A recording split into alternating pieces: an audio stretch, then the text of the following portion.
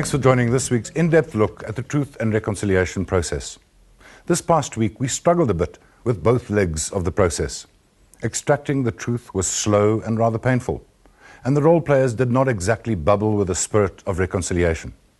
But it was an important and interesting week because the spotlight fell on all the men who carried arms and wore uniforms in our past, the front line of the conflict.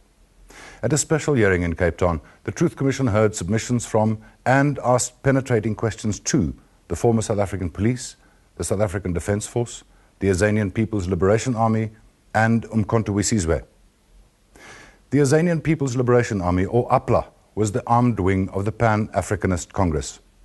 APLA has been operating for decades, but it really only became well known in 1992 and 1993 when it launched a large number of attacks on white civilian targets. Isolated farms in areas bordering Lesotho, the St. James Church and Heidelberg Tavern in Cape Town, and the golf club in King Williamstown. It also had a controversial repossession unit which raided banks and other institutions to finance their struggle. APLA's hard military men clearly did not enjoy being questioned by the Truth Commission. The APLA submission started on a very reconciliatory note with an address by the recently elected PAC leader, Dr. Stanley Mogoba.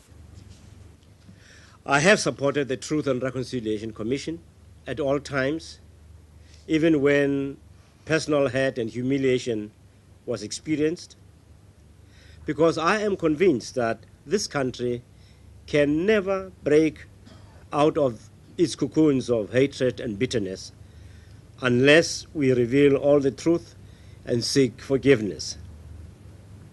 The greater responsibility in that exercise, of course, naturally lies with the perpetrators of apartheid.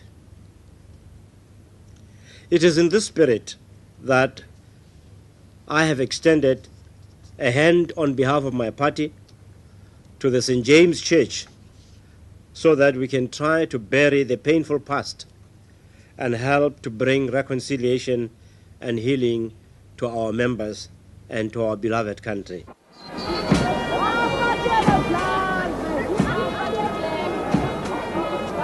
But the military men had a much harsher message.